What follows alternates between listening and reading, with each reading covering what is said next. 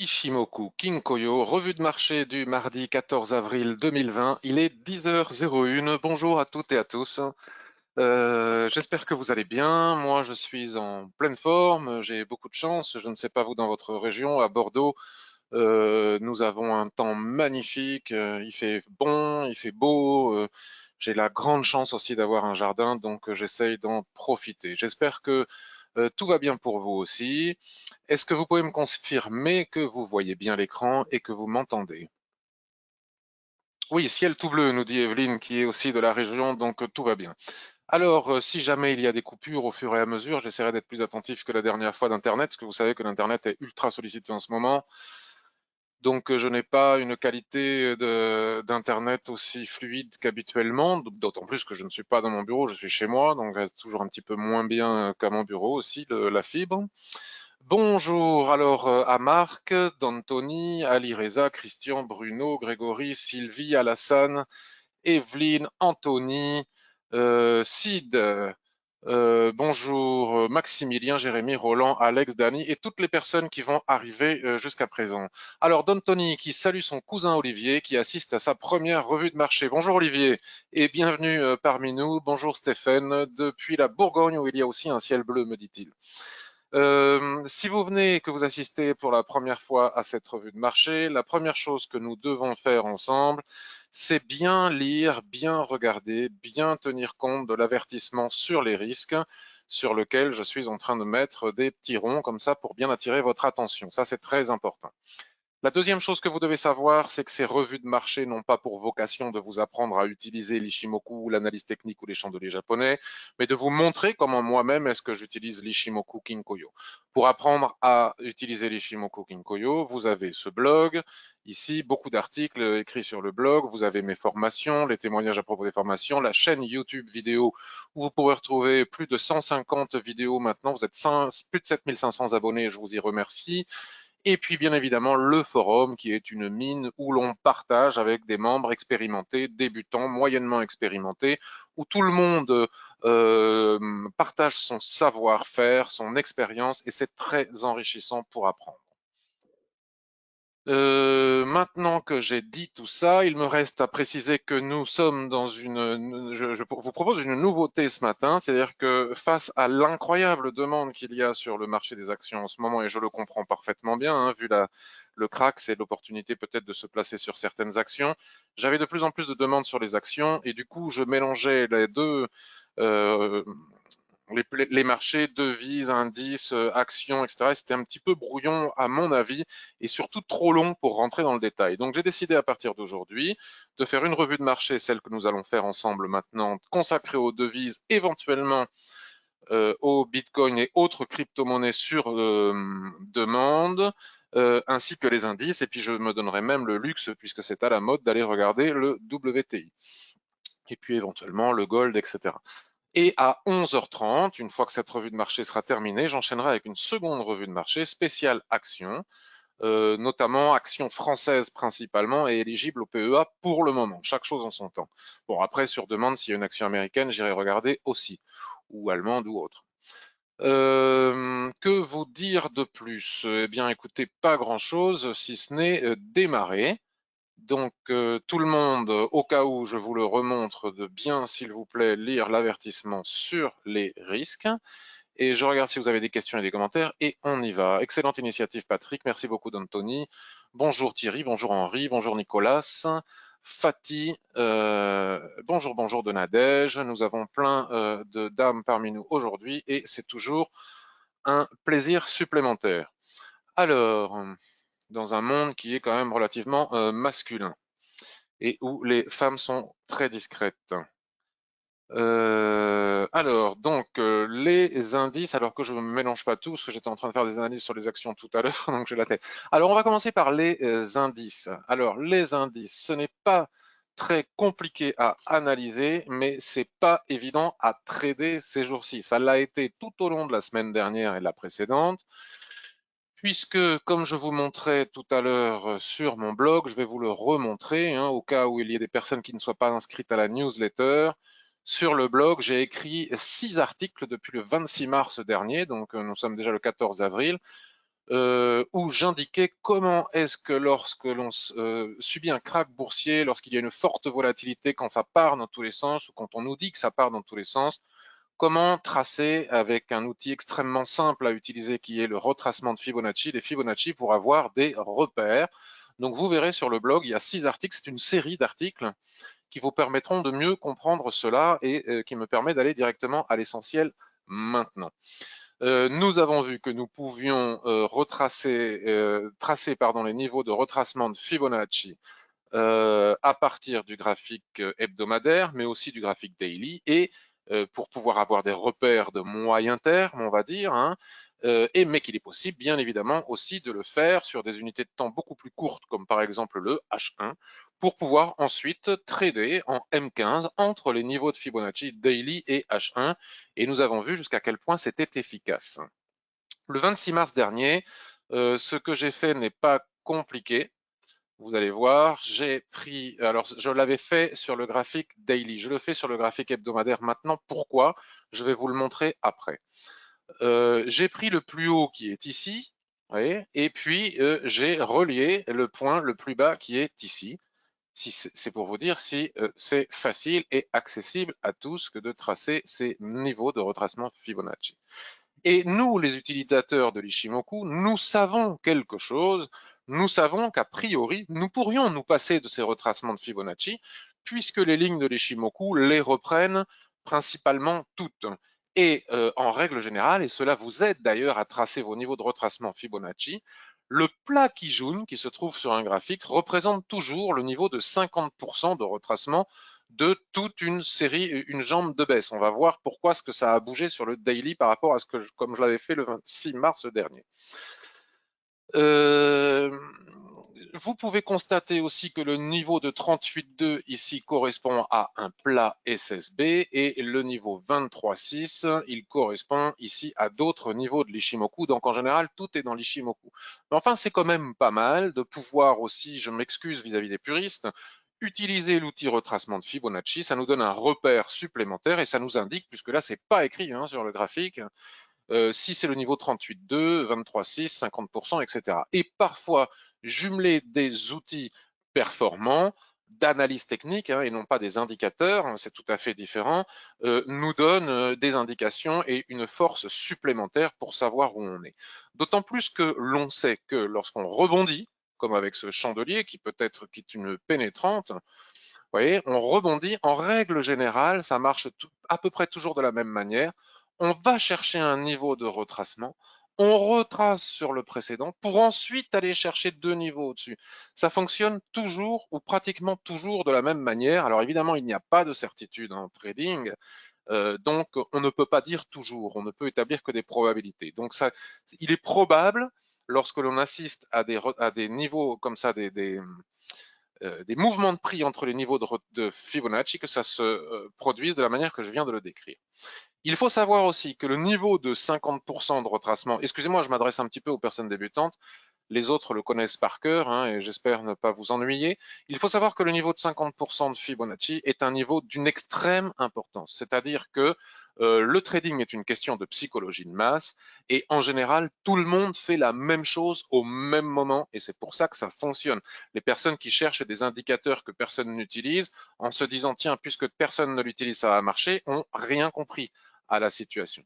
Et c'est la raison pour laquelle je me suis permis de dire, non pas parce que j'exerce de la magie ou parce que j'aurai une boule de cristal ou un moindre talent, mais juste parce que en analyse technique, la récurrence est quelque chose qui s'observe. Donc, lorsque l'on atteint le niveau de 38% de Fibonacci, il est extrêmement probable qu'après un retracement sur le niveau précédent, comme nous pouvons le voir ici, on aille chercher le niveau de 50%.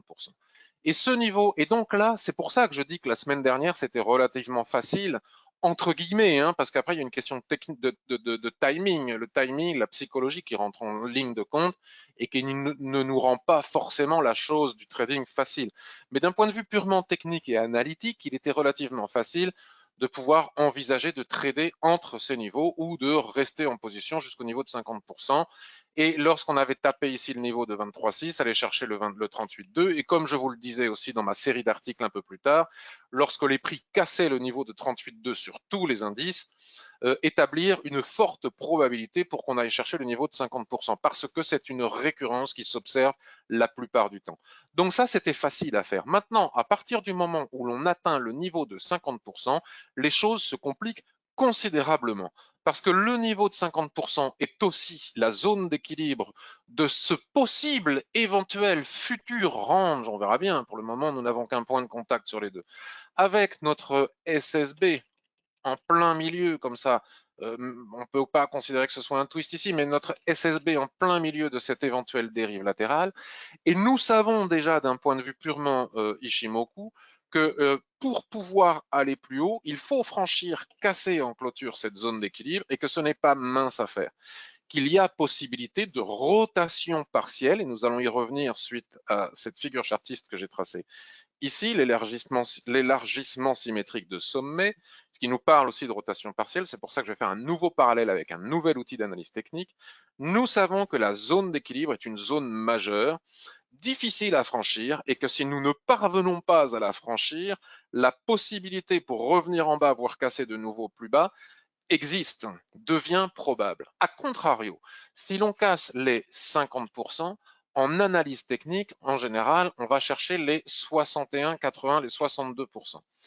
Il se dit, ça c'est de la théorie en analyse technique, qu'à partir du moment où les prix cassent le niveau de 62%, alors la probabilité pour reprendre dans le sens de la tendance préalable devient très forte. Donc si je dézoome mon graphique, on voit bien que la tendance est très clairement haussière. Donc, si on venait à casser le niveau de 62%, nous pourrions à minima aller rechercher le niveau de 100%, c'est-à-dire le haut de cette dérive latérale. Après, je ne dis pas qu'on va rester dans une telle dérive pendant longtemps, tellement l'écart est important. Et lorsqu'il y a krach boursier ou des événements malheureux comme ceux que nous sommes en train de vivre actuellement, l'analyse technique a aussi de sérieuses limites.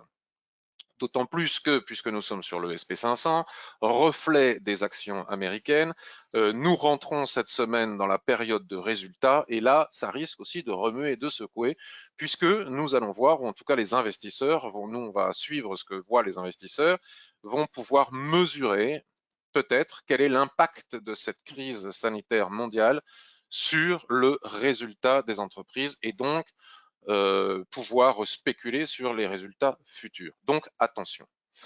C'est pour ça que là, autant il m'était facile lors des 2 semaines précédentes de dire qu'on pouvait tracer entre ces niveaux, ici je n'ai aucune facilité à dire quoi que ce soit. D'autant plus qu'après 3 semaines consécutives de hausse, il faudrait qu'à minima les prix respirent. Donc la seule chose que je puisse dire, c'est que je ne serais pas étonné, pour revenir sur la pure analyse technique, après avoir cassé, on est revenu sur le niveau de 23,6, on a franchi en force le niveau de 38,2, nous sommes allés chercher le niveau majeur de 50%. Là, nous ne sommes que mardi, mais nous avons ici un pendu en construction autour de ce niveau de 50% de la Kijun-sen et de la SSB. Je ne serais pas étonné de voir à minima les prix revenir tester les 38,2 pour éventuellement, si les choses s'améliorent d'un point de vue sanitaire, économique, entreprise, etc., ça, j'en sais rien. J'ai des doutes, mais j'en sais rien.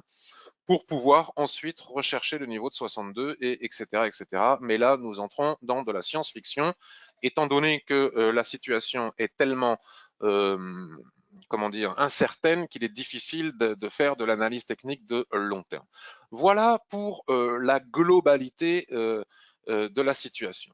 Maintenant, si donc je n'ai pas de plan de trading, j'ai pris mes points en intraday ici, puisque j'avais peur de rester longtemps en position pour les raisons que je viens d'évoquer, hein, en sachant qu'il y aurait suffi, c'est le cas de le dire, que Donald Trump éternue, par exemple, hein, c'est cette saison, pour que tout ce que l'on raconte techniquement perde totalement de sa valeur et ne vaille plus rien dire et que ça parte dans tous les sens. C'est la raison pour laquelle je me suis contenté de petits trades intraday que j'ai partagés avec vous, non pas sur le forum, mais sur Twitter cette fois-ci, voire de très court terme.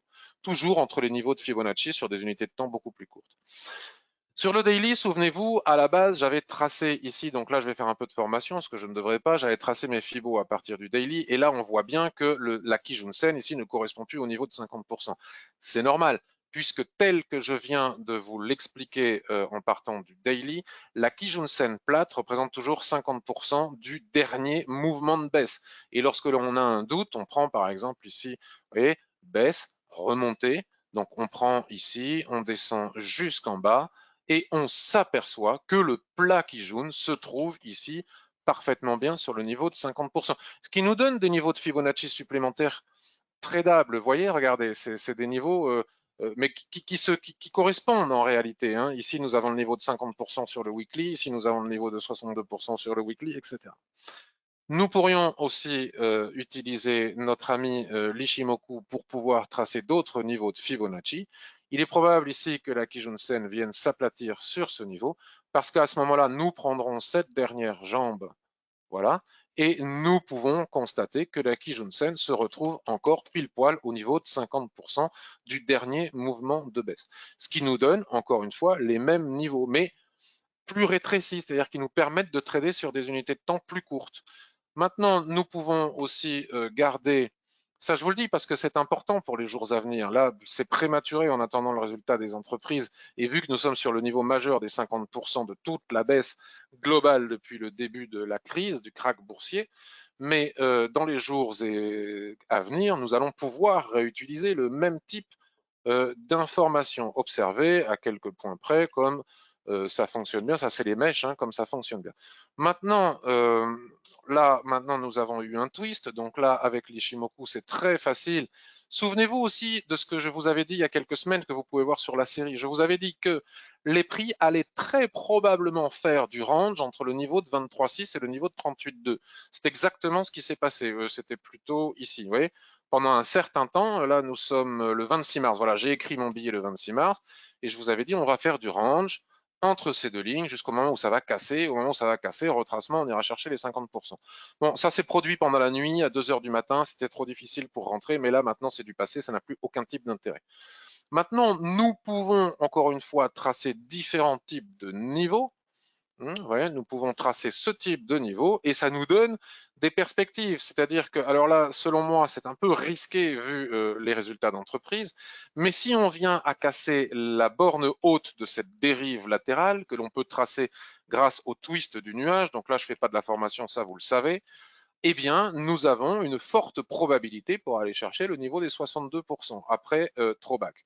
De la même manière que si nous devions, ce qui m'apparaît comme étant probable, retracer sur le niveau de 38,2, ce que je vous disais à partir du graphique weekly, nous avons ici la possibilité d'entrer après la cassure des 2690. Alors je suis sur futur, hein, ça n'a pas forcément exactement les mêmes points que sur le CFD. 2690, mais la technique est la même, 2690 pour aller chercher notre niveau de 38,2. Et là, comme je ne fais pas des cours, je vais aller très vite. Je vais vous montrer qu'il est possible de faire encore autrement. Donc, on va dégager les Fibos du daily. Je vois que vous écrivez des choses sur les commentaires. Je vais aller les regarder. Nous pouvons prendre, par exemple, nos Fibonacci. Alors, il y a différentes possibilités. Hein. On va chercher le plus haut qui est ici et regarder comme en traçant nos Fibonacci sur le M15, ce qui fonctionne pour le swing trading, et c'est ce que j'ai mis en pratique moi la semaine dernière, fonctionne aussi parfaitement bien pour le trading de court terme. Regardez comme chaque niveau de Fibonacci est parfaitement bien respecté. Regardez. Ici, nous avons un superbe marteau sur ce niveau de Fibonacci. On va chercher le suivant. Alors là, on va encore chercher le suivant. Donc là, on a un Marubozu, on va chercher le suivant, etc., etc.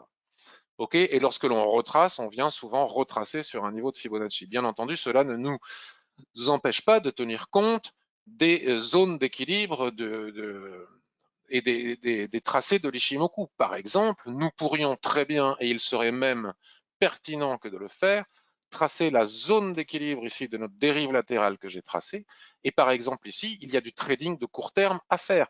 Par exemple, en cassure ici des 2758, c'est-à-dire de la zone d'équilibre de cette dérive latérale, en sachant qu'on part du haut pour aller vers le bas, la probabilité pour atteindre le Fibonacci suivant ici juste en dessous, mais ce qui peut donner beaucoup d'argent, beaucoup de points, c'est quelques points ici en intraday.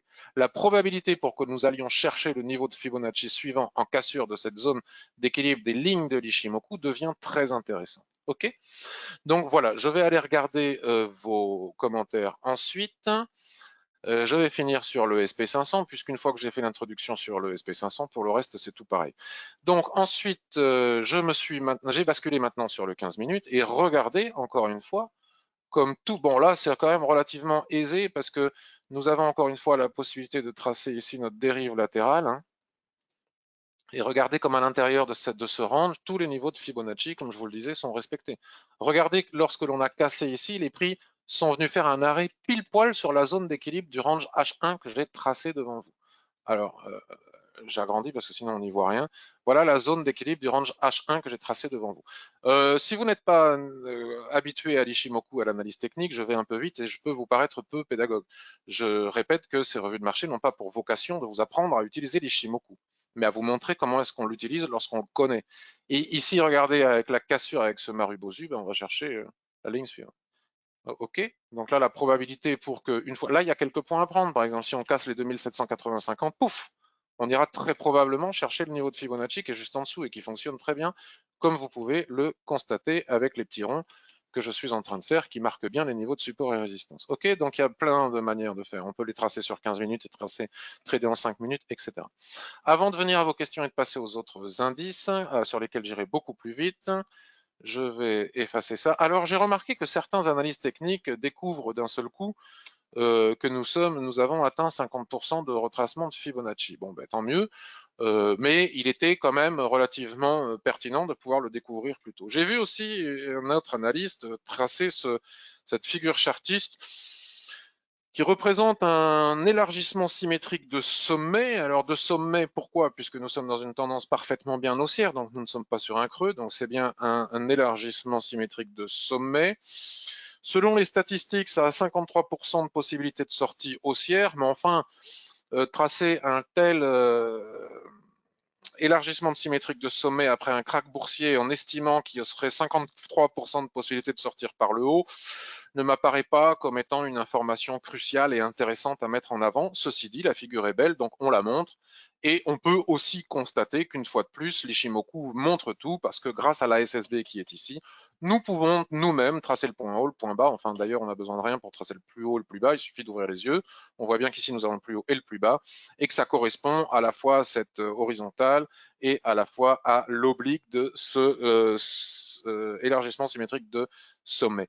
Ce qui est intéressant, et c'est pour ça que je l'ai relevé, c'est que dans la théorie des élargissements symétriques de sommet, il y a aussi le facteur rotation partielle. C'est-à-dire que lorsqu'on a tracé comme ça un élargissement, d'ailleurs, il est discutable parce que je trouve que l'oscillation entre les bornes n'est pas vraiment, il est très, très discutable selon moi, cet élargissement symétrique de sommet. Mais enfin bon, admettons.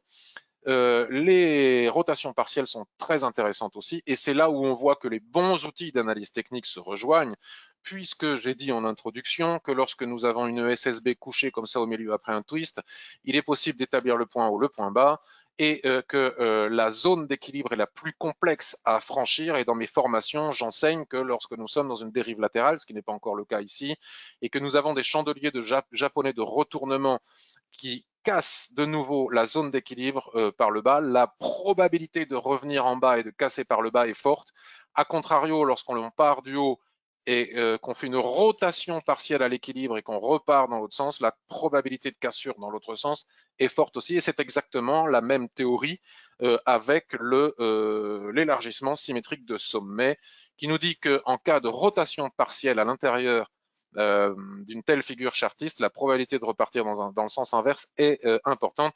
Donc, nous pourrons être attentifs, mais avec des pincettes, parce que les fondamentaux vont être plus importants que l'analyse technique dans les jours qui viennent sur cette configuration.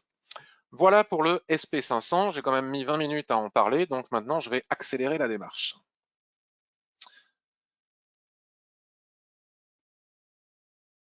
Alors, Don Tony, Patrick, nous sommes pile poil sur le 23,6 en mensuel qui correspond au 50% daily de Fibo.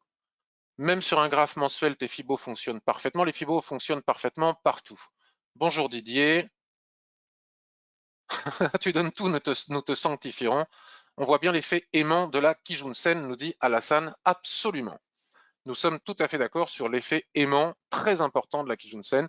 Pourquoi? Parce qu'il représente 50% de Fibonacci, outil très utilisé.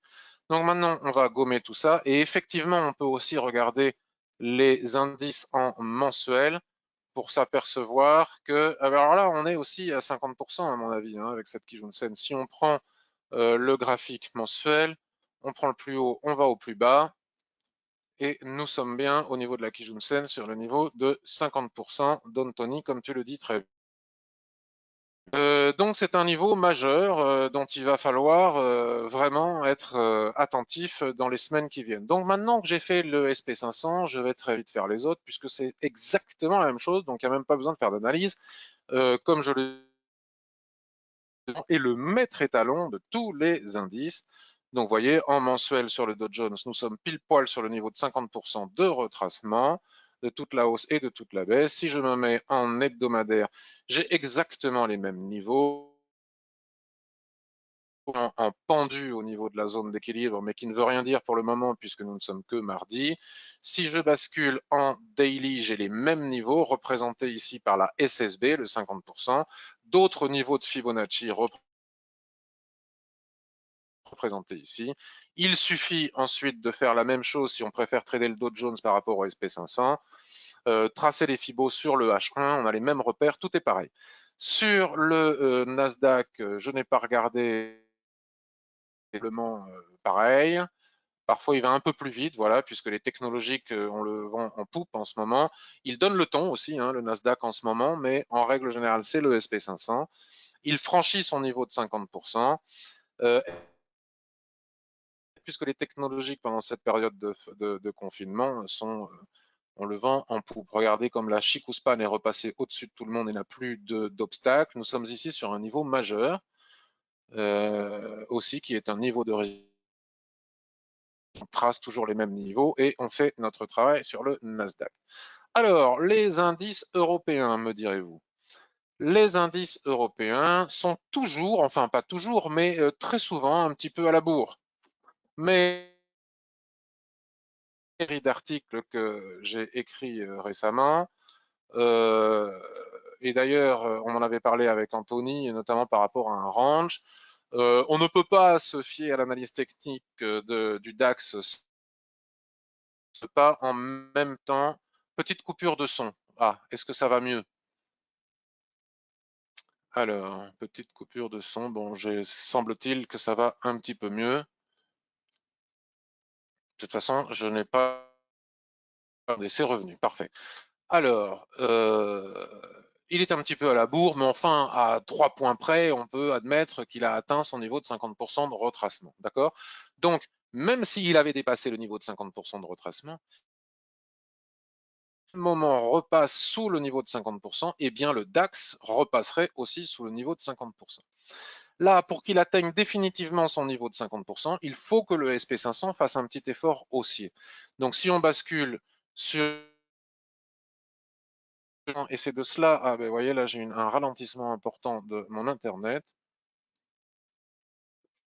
Regardez, c'est très intéressant que de faire ce constat. J'en avais parlé avec Anthony et avec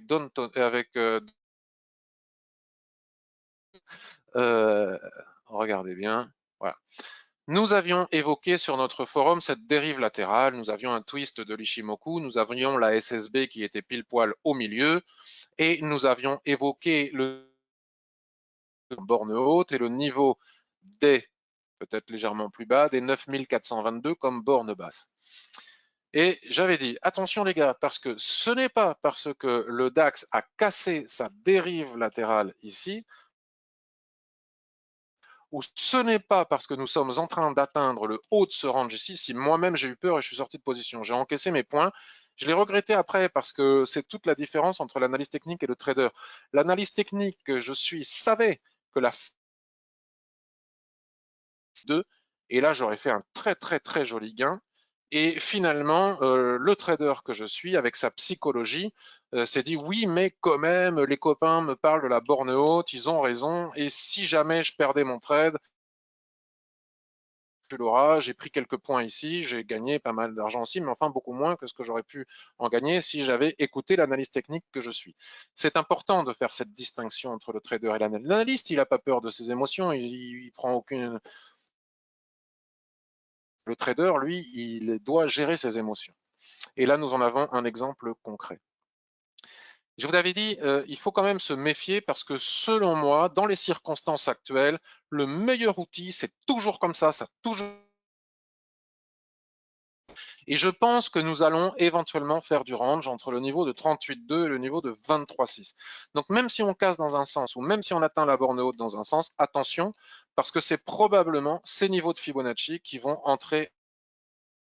Autre chose, lorsque nous étions, et ça c'est vraiment important que vous l'entendiez, même si beaucoup de personnes, je vous le dis pour que vous ne soyez pas, vous ne buviez pas mes paroles, il ne faut surtout pas me croire, il faut écouter ce que je dis et faire votre propre expérience. J'ai souvent tort et beaucoup de personnes me disent que j'ai vraiment tort et que je suis le roi des crétins que de dire que le SP500 conduit le DAX et les autres indices. On me l'a très souvent dit, donc il faut en tenir compte aussi. Peut-être que c'est une c'est une réalité. Lorsque nous étions, vous voyez, ici j'agrandis, malgré ce chandelier, ce harami baissier de retournement sous la borne haute de la dérive latérale que nous avions ici, au même moment, une résistance et était presque en train d'aller rejoindre le 38,2. Et je peux vous garantir que si le SP500, alors que le DAX est sous résistance et dessine des chandeliers de retournement, même sous la borne basse d'un range d'une droite chartiste ou de momentum, le SP500 est en train de franchir une résistance pour aller chercher une autre résistance évidente juste au-dessus, l'analyse technique du DAX n'aura aucun type d'intérêt et le DAX cassera fait le SP500.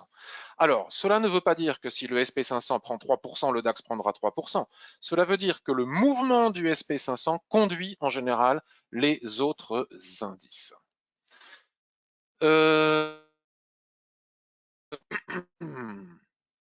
Alors, bonjour Charles. Si le SP500 nous dit Anthony conduit les autres indices, tu imagines, il représente les 500 plus grosses entreprises de la première puissance économique mondiale. Il n'y a pas à tergiverser. 100% d'accord avec toi. Bon, voilà, ça c'est important. Vous avez vu que j'utilisais toujours en indicateur le SP500 pour pouvoir trader le DAX. Et en intraday, je vous le recommande aussi, c'est un indicateur supplémentaire. Surtout lorsqu'on est sur des niveaux de support et de résistance. Si au même moment, le SP500 fait le contraire de ce que Anguille sous roche. Bien, donc le DAX, là, bon, ben, qu'est-ce que vous voulez que je vous dise? On a pratiquement atteint les 50%. Si le SP500 les dépasse, probablement que le DAX ira chercher le niveau pile. Si le SP500 ne dépasse pas les 50% de retracement Fibonacci et retrace, le DAX continuera et ira aussi retracer sur le niveau de 38% probablement. Il ne serait tout au long de la semaine dernière, et cela peut nous donner des indications pour le trading intraday du DAX. Ce qui a été vrai la semaine dernière soit vrai aussi cette semaine. Mais attention avec les résultats d'entreprises américaines et la semaine prochaine, les résultats européens et notamment des entreprises françaises. Si je ne serais pas étonné de voir les prix faire du range cette fois-ci entre 38,2 et 50%. Vous voyez, on monte comme ça par palier. Et puis si ça vient à casser ici, si eh bien nous irons probablement chercher les 61%. Ça, c'est pour du trading de moyen terme pour les gens qui n'ont pas peur, comme moi j'ai eu peur, qui gèrent mieux leur psychologie de trader et qui sont capables, malgré le thème de points. Moi, je crois en ce moment que j'en suis pas trop capable. Maintenant, si on veut faire du trading de plus court terme, on prend par exemple ici la dernière jambe de baisse, on va chercher le plus haut, alors c'est pas que, attendez, que je regarde, pif, paf, attendez, là j'ai une difficulté à tracer mes fibos, pourquoi je les mélange en plus avec cela, je vais les effacer.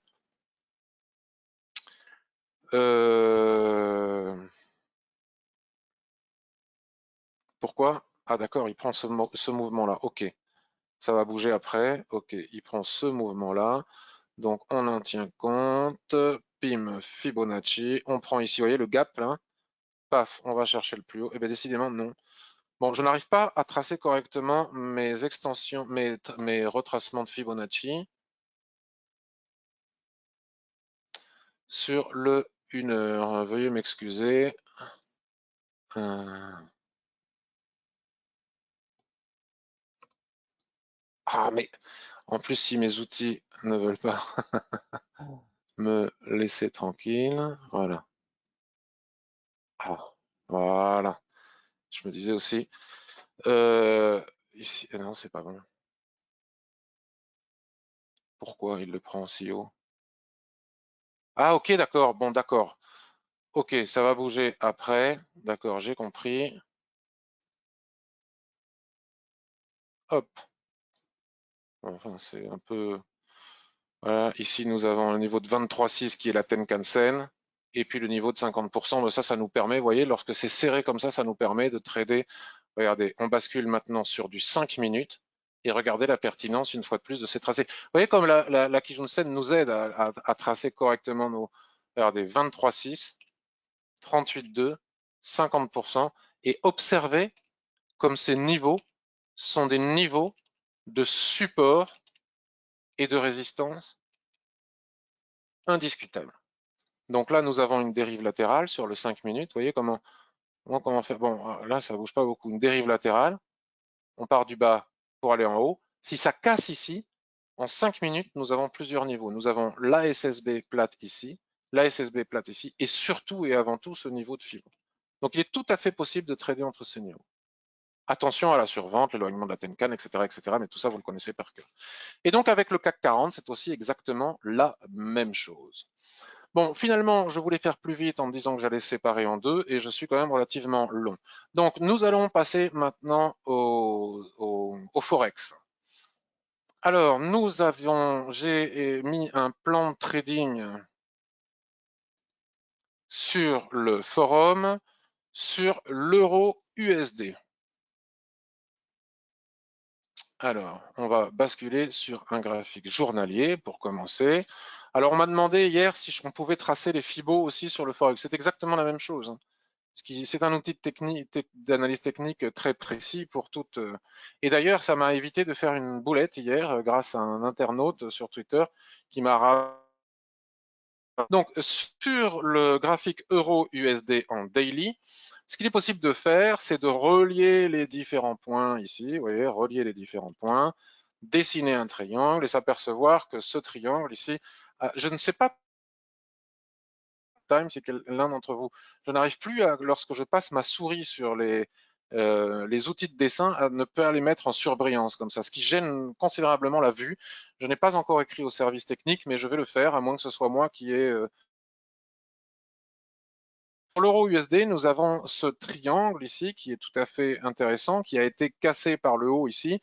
Mais regardez encore une fois comme les niveaux de Fibonacci dans ces périodes-là jouent parfaitement bien leur rôle.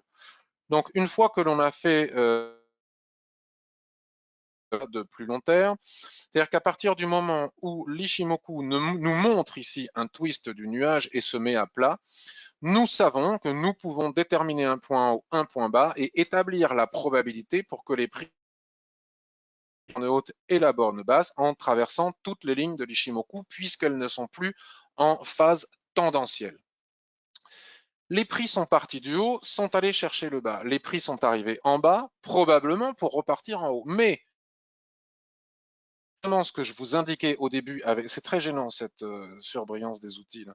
Exactement ce qui s'est passé avec le SP500, c'est-à-dire que lorsque nous sommes en probabilité de trading range, lorsque les prix arrivent à la zone d'équilibre qui FIBO, mais je ne vais pas les vérifier parce qu'ils sont utiles, vous allez voir pourquoi après, à la zone d'équilibre ici représentée par la SSB, regardez ce chandelier de retournement massif, ici suite à plusieurs jours, on pouvait s'en douter, hein, plusieurs jours de hausse consécutifs. Nous avons une rotation partielle à l'équilibre et que finalement les prix vont repartir chercher le bas ici, j'en sais rien, mais ça m'apparaît comme étant probable. C'était plutôt mon biais, j'avais plutôt un biais baissier. Maintenant, il faut voir davantage. C'est pour ça que trader cette configuration comme ça en daily, en imaginant qu'on va retourner chercher la Kijun, la zone d'équilibre, voire casser et aller chercher en haut, m'apparaît encore une fois comme étant prématuré. Si je bascule pour mieux voir la situation, H4, vous voyez le rectangle que j'ai tracé ici, que d'ailleurs j'aurais pu, si on prend On peut le tracer plus long, hein, mais bon, j'ai tenu compte du support ici. Il y a, on peut ensuite, voilà, il y a un autre rectangle qui peut être tracé comme ça. Vous voyez, il y a plusieurs, c'est les fameuses poupées russes. Et là, on ne parvient pas à casser le niveau des 38,2. Donc, je trouve que c'est un repère intéressant, à la fois du nuage, pardon. Si on casse le range par le haut, la probabilité pour qu'on aille chercher les 50% de nouveau de la Kijun-sen qui est juste au-dessus, la SSB m'apparaît comme étant importante. Si on casse le range par le bas, support suivant, on aura cassé l'oblique. Il faut bien vérifier aussi que la Chikou-span ait bien cassé l'oblique. Donc, lorsque l'on sera passé sous ce rectangle, c'est-à-dire sous les 1,08, les prix et la Chikou-span auront franchi tout petit peu plus bas ici. Et à ce moment-là, il m'apparaît comme étant probable qu'on vienne chercher de nouveau, suite à la rotation partielle à l'équilibre, le bas de ce rectangle. Pour le moment, nous sommes dans une configuration où, à mon avis, à part attendre que ça casse soit par le haut, soit ici par le bas pour venir chercher quelques points, soit ici la zone des 1,0790 pour retourner chercher le bas du grand rectangle. Trader en intraday, vous voyez la faible volatilité que on aurait pu le faire hein, au-dessus de ce rectangle, au-dessus des 38,2, mais ça m'apparaît compliqué. Maintenant, si on veut faire de l'intraday, du encore plus court terme, c'est la raison pour laquelle je voulais absolument laisser les Fibonacci hier. J'ai écrit un billet sur le blog hier, sur le forum, où je montrais mon analyse à la fois swing, telle que je viens de vous la décrire maintenant, et intraday, où j'indiquais qu'en M15, si les prix venaient à casser la borne haute du range qui est ici, que j'avais, alors je vais la retracer parce que ça c'est la H4. Il faut suivre hein, si on n'a pas l'habitude. C'était comme ça. Donc ça c'était d'ailleurs c'est une fausse cassure. C'est toujours la borne, on va dire, de cette dérive latérale. J'ai dit que si on cassait ici et que les prix retraçaient, c'est le cas, on pouvait envisager d'entrer en position pour aller chercher le niveau de 50% au-dessus du triangle.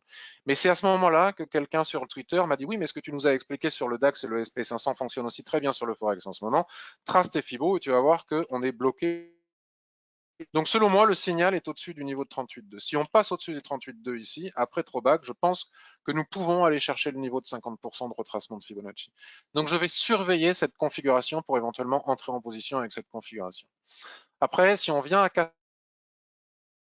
0,880, vous voyez ce que je voulais dire, hein. Je l'ai dit tout à l'heure, sous les 0,880, nous avons ici un autre rectangle qui marque des niveaux de support et résistance.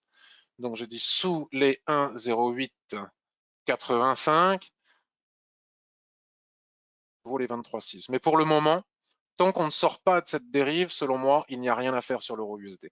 Cela dit, n'oubliez pas que le trading n'est pas vouloir trader ici et maintenant à tout prix. Le trading, c'est préparer un plan de trading et être prêt à entrer en position sont respectées, si l'analyse technique est respectée, si tout est respecté, à la fois en ayant un plan haussier et un plan baissier. Voilà pour l'euro USD. Je sais que j'ai bien tracé mes Fibonacci parce que je les aligne toujours sur le niveau de 50 du plat qui jaune. Me demande Alassane. Maintenant, allons regarder une autre paire intéressante, l'USD Yen. L'USD Yen sur un graphique journalier. Alors, tous les traits que vous voyez ici, tous les niveaux horizontaux sont des niveaux tracés tels que vous savez le faire si vous savez utiliser l'Ishimoku depuis le graphique mensuel et le graphique hebdomadaire. C'est-à-dire que tous les plats SSB que vous voyez ici, et c'est idem la même chose aussi sur le graphique hebdomadaire, sont des niveaux de support et résistance qui apparaissent parfaitement bien sur les unités de temps courtes. Donc moi, je les ai tracés ici pour pouvoir trader à court terme, mais on va les effacer parce que sinon, on n'y voit plus rien. Pour faire une analyse plus globale. Alors, l'USD Yen est dans une configuration similaire à celle que l'on peut observer sur tous les actifs en général. Après un violent mouvement, les prix rentrent toujours en consolidation. Et nous avons exactement ce qui se produit sur l'euro USD, sur le SP500, est exactement ce qui se produit sur le USD Yen. C'est-à-dire que les prix sont venus chercher ici la zone d'équilibre et maintenant ils ne savent plus où ils habitent. Ils ne savent plus si à partir de cette zone d'équilibre sur laquelle est apparue cette étoile du matin avec cet avalement, qui indiquait aux vendeurs ici, s'il y avait eu des vendeurs ici, nous en avons déjà parlé les semaines précédentes, qu'il fallait qu'ils encaissent leurs bénéfices. Et à partir de ce moment, il est difficile de savoir, tant qu'on n'a pas franchi la zone d'équilibre, quelle va être la suite de la situation. Si dans les jours qui viennent, la zone d'équilibre venait à être cassée sur l'USD Yen, après repli, mais le USD Yen ne fait pas toujours de repli, après repli ou sur cassure, en fonction de si on est très éloigné de la Tenkan-sen ou pas, je pense que la probabilité pour qu'on revienne chercher, les 105, qui sont un niveau majeur sur l'USD Yen, puis les 103 ici, m'apparaît comme étant important. Maintenant, avoir un plan haussier ici et maintenant sur l'USD Yen, vu la configuration qui se trouve ici, voilà quoi. Vous voyez ce que je veux dire? On peut dessiner un triangle comme ça. Donc si on bascule en H4, on n'a pas beaucoup... en H4, on va retrouver quelque chose de similaire à ce que l'on voit sur l'euro USD, c'est-à-dire qu'il y a des boîtes dans la boîte de la boîte, typiques des poupées russes. Donc regardez comme c'est précis, hein, malgré tout. En cas de cassure des 106,80, ici nous avons toutes les lignes de l'Ishimoku du H4 à rejoindre comme possible cible. Et en cas de cassure ici des 109,41, c'est-à-dire au-dessus de cette boîte, la probabilité pour aller chercher eh bien, toutes les lignes de l'Ishimoku, les 110 qui sont un niveau absolument majeur de l'Ishimoku. À court terme, on peut aller chercher les 110. Mais tant qu'on ne sort pas de cette boîte, c'est un petit peu compliqué. Après, il y a peut-être quelque chose à faire ici en intraday, toujours en observant les prix. Si les prix cassent ici le niveau des 107,32, la probabilité pour qu'ils viennent chercher les 107 est importante. Donc, il y a peut-être 30 points à prendre sur du très court terme. Si je bascule sur un graphique 5 minutes, c'est ce que l'on va observer ensemble. Voilà, il est où mon niveau? Vous voyez, tout se tient, hein, c'est-à-dire que ça range partout. Sur un niveau 5 minutes, la cassure ici des 107,50 engendre probablement une cible à 107,30 et sous les 107,30, nous avons probablement une cible à 107. Voilà ce qu'il est peut-être possible de faire en intraday. Mais au-delà de l'intraday, pour le moment, je ne vois pas. Est-ce que tu as une cotation sur le DAX, me demande Evelyne. Je vais aller regarder. Perso, je suis short sur l'USD Yen. Prise de position intraday, je vise le range H4, nous dit Don Tony. Mais tu es rentré à combien? Tu es rentré ici, là, à 109,14. 107,77. 107,77.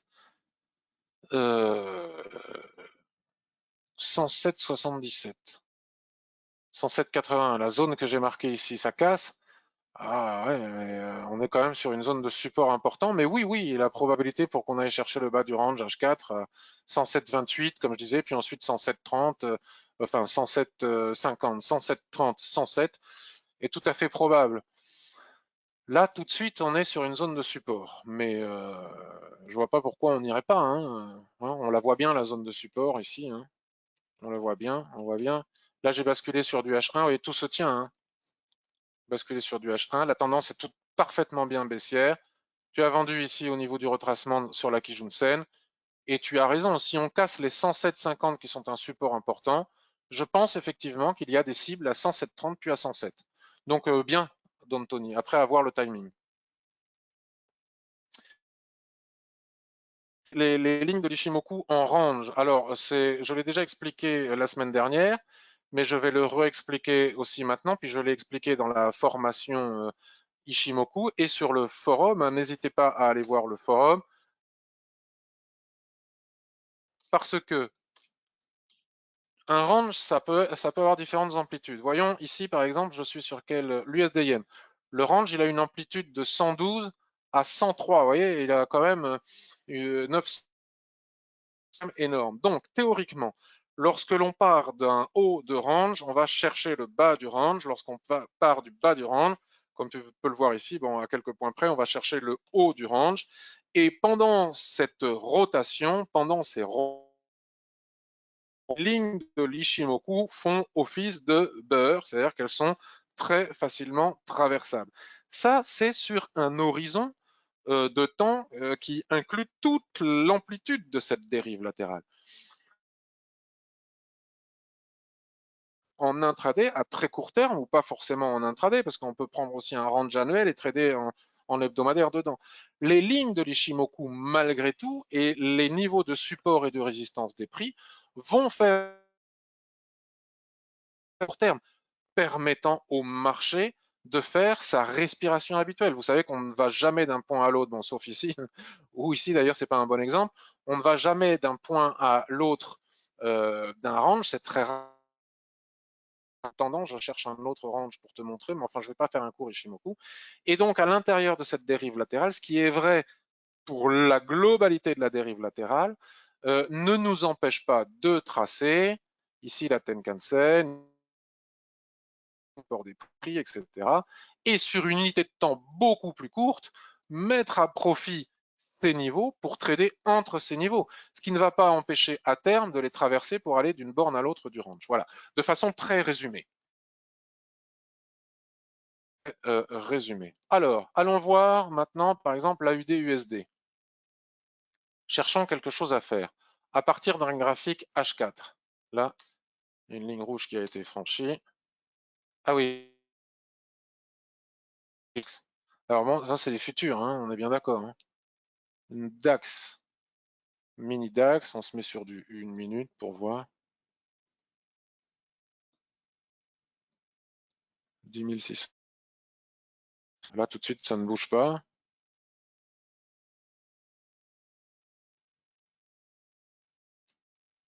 Peut-être, alors je ne sais pas, non, ça ne bouge pas. CAC 40. Ah, peut-être que c'est pas ouvert. Non, pourquoi ça serait pas ouvert? C'est surprenant. Je ne sais pas, j'ai pas regardé, je ne sais pas pourquoi. Tiens, là, ça bouge un peu sur le CAC. Qui peut me dire? Eurex a des problèmes. Bon, voilà pourquoi ça ne bouge pas sur le CAC 40 et sur le DAX. Panne technique sur Eurex, ben, il manquait plus que ça. Ok, bon, ben écoutez. AUD, USD. Sur du daily, configuration en V. On entend beaucoup parler en ce moment des configurations en V. C'est pas facile hein, de faire des plans de trading sur le Forex en ce moment. Hein. En court terme, il y a des opportunités. En court terme, il y a des opportunités. On va pas tenir compte de la mèche hein, exprès. Anthony, tu as des plans? Tout est bloqué. Ah, mais il n'y a plus rien qui bouge. Ça y est, ça rebouge un petit peu sur les indices. USD. AUD et USD en H4. Nous sommes dans une jolie tendance haussière. Nous arrivons là sur un niveau de support majeur. Qu'est-ce que vous voulez que je vous dise? C'est compliqué. Je ne sais pas où trouver un plan de trading. À part euro-USD et USD-Yen et les indices entre les FIBO. Hein. Alors si en plus on a des pannes, USD-CAD, alors le pétrole en ce moment, WTI, tiens, il y en a qui s'intéressent au WTI. Alors c'est hyper fondamental, c'est hyper politique en ce moment. Donc aller se risquer sur de tels actifs en ce moment, malgré la réunion qu'il y a eu du cartel, il ne faudrait pas que ça passe sous la résistance qui est ici. Quoi. Je cherche, j'ai pas. Alors AUD Yen. Alors attendez, je vais faire. Purée, j'ai mon internet qui bloque aussi. Je vais chercher. Je vais me mettre en hebdomadaire, comme ça je vais chercher des niveaux de l'Ishimoku. AUD USD. Je vais faire très vite. Là. Oh, CAD, le pétrole. Laisse tomber le pétrole, c'est pas la peine. Mais enfin, regardez, en intraday, ce qu'il est possible de faire. Si vous trouvez des niveaux d'Ishimoku comme ça, et que vous voulez, si vous voulez absolument trader, parce que peut-être que la meilleure chose à faire quand il n'y a rien à faire, c'est de ne pas trader. Scène sur le weekly. Et juste au-dessus, une SSB. Vous basculez ensuite sur le H1 ou sur le 15 minutes, on va aller voir sur le H1. Vous voyez, et dès que vous avez, bon, mais là c'était trop massif et c'était pas possible d'y rentrer. Dès que vous avez un chandelier de retournement sur ce niveau, si on entre à la fin de l'avalement, nous n'avons plus le ratio de 1-2 pour mettre le stop ici, pour viser la SSB qui correspond ici à la Kijun. Voilà le type de choses que l'on peut faire, mais en revue de marché, comme ça, c'est un petit peu difficile de vous montrer ça. La même chose sur du 15 minutes, voyons voir. A été trop massif aussi ici, à 22h15, aucun type d'intérêt. Donc on continue. On se remet sur de l'hebdomadaire. On se remet sur AUD Yen. J'ai regardé déjà, rien à faire, c'est dépassé, c'est dépassé. Là, il n'y a rien à faire. Il n'y a rien, c'est trop tard. Nous ne sommes pas sur des niveaux d'Ishimoku ici. Qu'est-ce que c'est ce truc? Euro GBP. Un joli range à trader ici en Euro GBP sur le weekly, mais je cherche. J'aimerais bien vous dire, ouais, il y a ça à faire ou il y a ci à faire, mais Euro USD et USD Yen, c'est ce qui m'apparaît de plus comme étant les plus tradables en intraday. Alors on m'a demandé de faire là-dessus. Il n'y a vraiment rien, on n'est même pas sur des niveaux de l'Ishimoku. Moi, je ne vois rien à faire. Nous sommes sur résistance sur GBP USD. Que pensez-vous de la paire GBP Yen? Je vais regarder. Parmi les questions qui m'ont été posées, Grégoire m'a demandé de faire une analyse de l'euro-yen. Un jour. Je me mets en daily.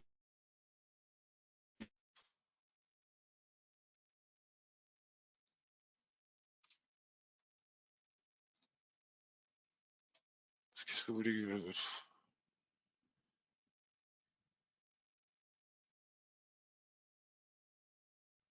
Il n'y a rien d'évident selon moi ici sur l'euro-yen.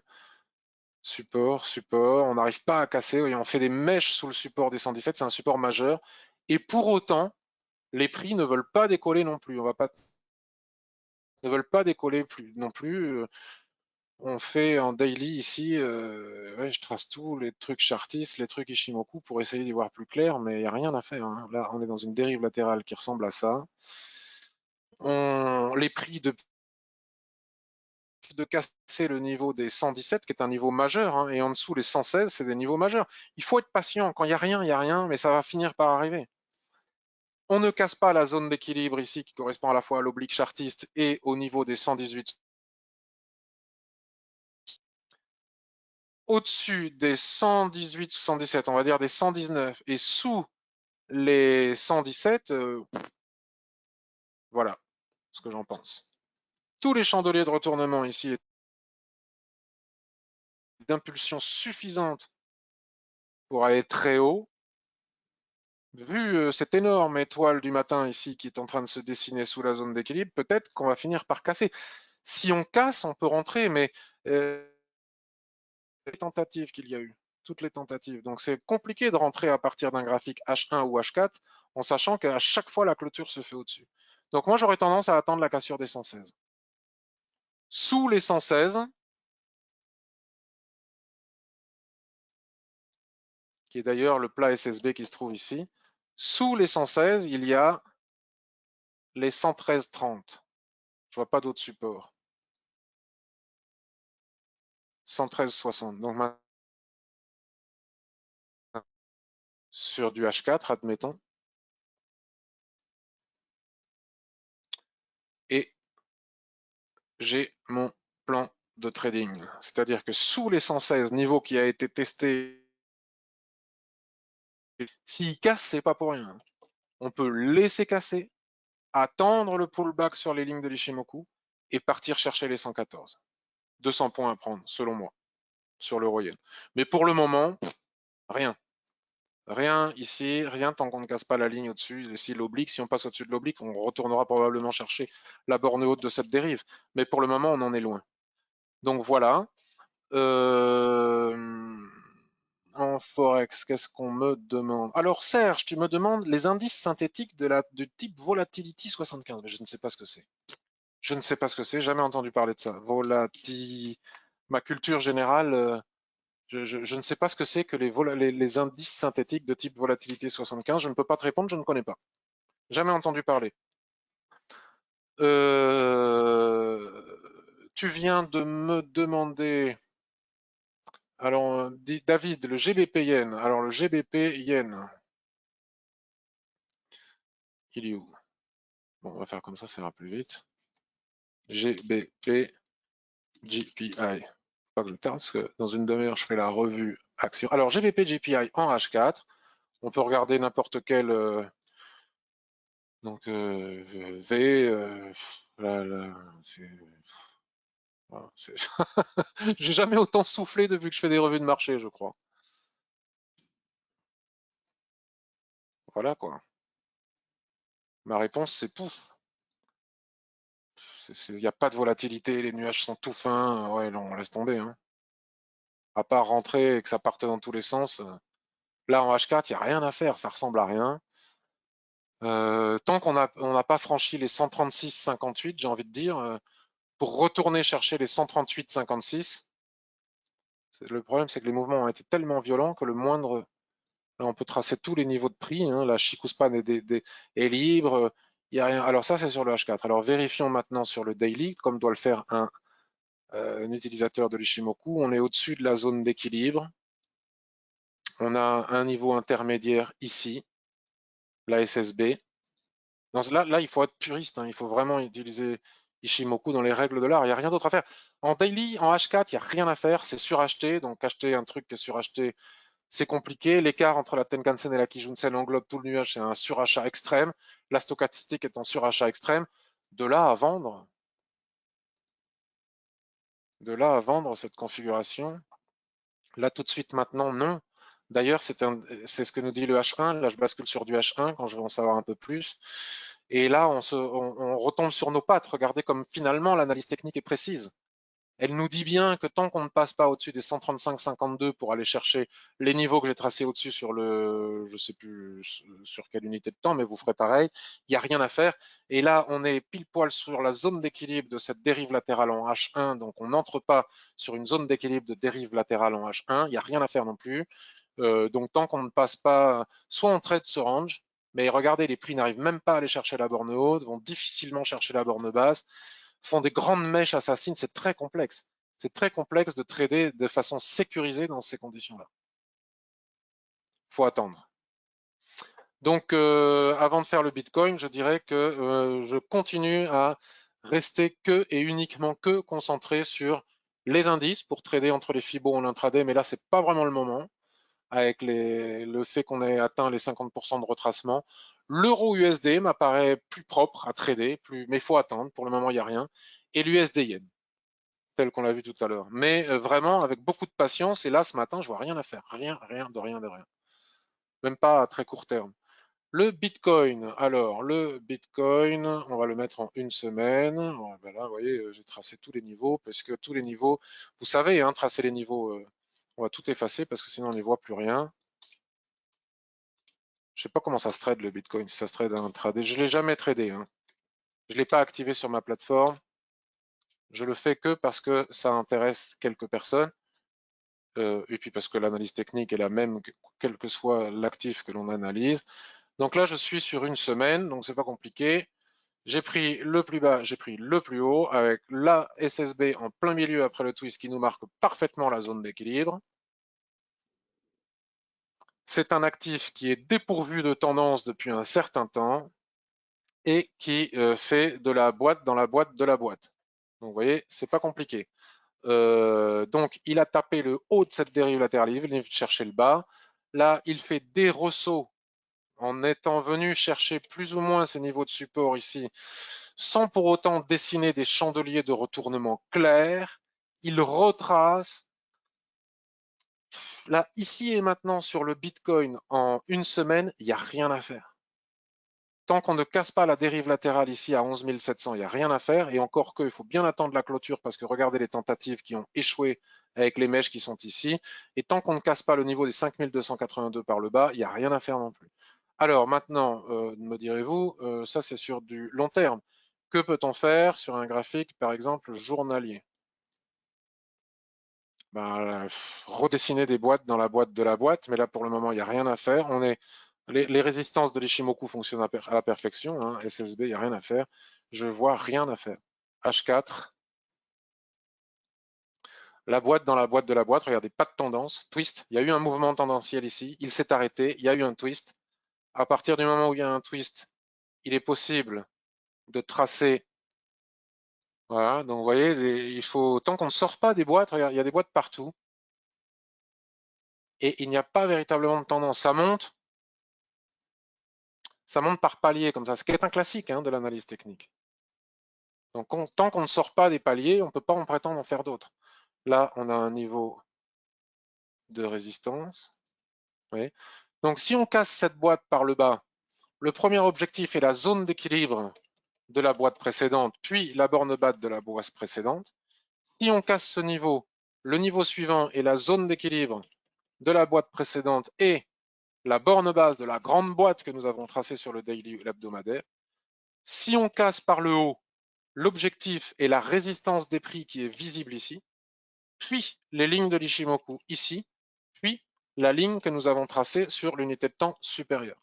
En attendant, la seule chose, à mon avis, qui soit possible de faire, mais la volatilité est quand même très très limitée, c'est vendre en haut avec chandelier de retournement. Ici, nous avons doji, doji, avalement, étoile du soir, signal de vente. On arrive en bas. En bas, nous avons ressaut, harami, étoile du matin. Pourquoi pas acheter, viser 1, la zone d'équilibre, mais là c'est trop tard. 2, la borne opposée. Mais tant que nous ne sommes pas sur ces niveaux clés, nous sommes au niveau de nulle part, comme ça, selon moi, il n'y a rien à faire, à part attendre d'être sur les niveaux clés. USD Yen vient de casser, me dit Racine. Voyons voir. Il vient, alors casser, c'est en clôture, hein. Donc là, il est 11h07. À 11h, à 10h, là, il n'avait pas cassé, hein. Donc attention. USD vient de casser sur quelle unité de temps courte? Forcément 15 minutes. Non, non, il n'a pas cassé. Il est en train d'essayer de casser, mais il n'a pas cassé.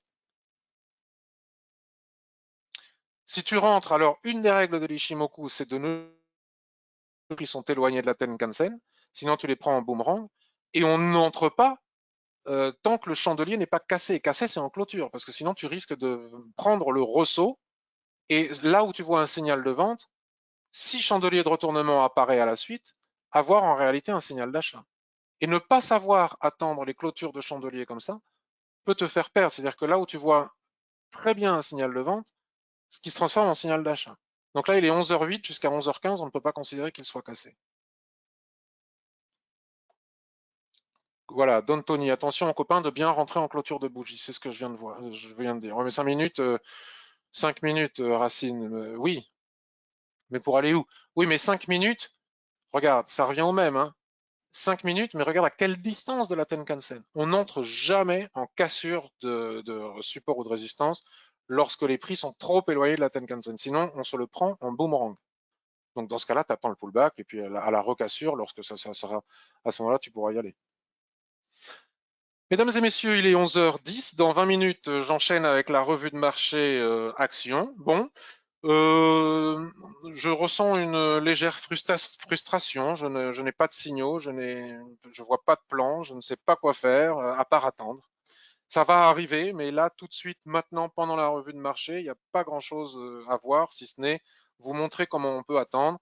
Et on n'a pas perdu notre temps parce qu'on a quand même malgré tout vu comment utiliser les retracements de Fibonacci qu'on peut utiliser sur différentes unités de temps et qui sont aussi très utiles dans ces moments-là, comme nous en avons fait la démonstration en début de cette revue de marché.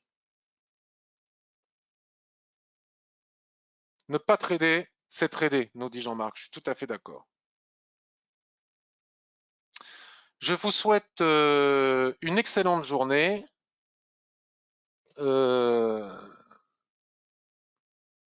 Soyez prudents sur les marchés pendant ces jours-ci, ces moments-là. Ne soyons pas impatients. En même temps, c'est un mardi particulier. En général, le lundi, on attend 15 heures avant d'y voir plus clair. C'était le week-end pascal.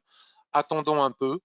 Alors là, ça casse et ça dégouline, hein, mais là, Racine, tu vois, tu prends ici, tu gagnes. Mais il faut se fixer des règles.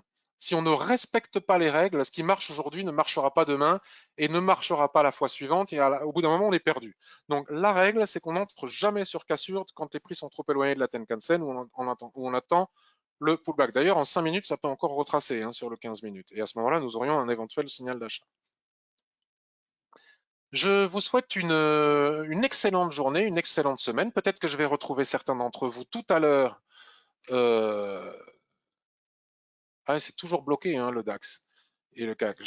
Peut-être que je vais retrouver certains d'entre vous dans 20 minutes pour la revue de marché Action. Sur ce, je vous souhaite une excellente journée. Je vous remercie de votre gentillesse, de votre bienveillance et n'hésitez pas à venir partager avec nous vos plans sur le forum si vous en avez. Et peut-être que ça m'aidera à y voir un peu plus clair parce qu'en ce moment, là, franchement, à part attendre, je ne vois pas grand-chose. Je vous souhaite une très très très belle semaine, une très très belle journée et beaucoup de courage dans cette période très difficile. Merci à vous.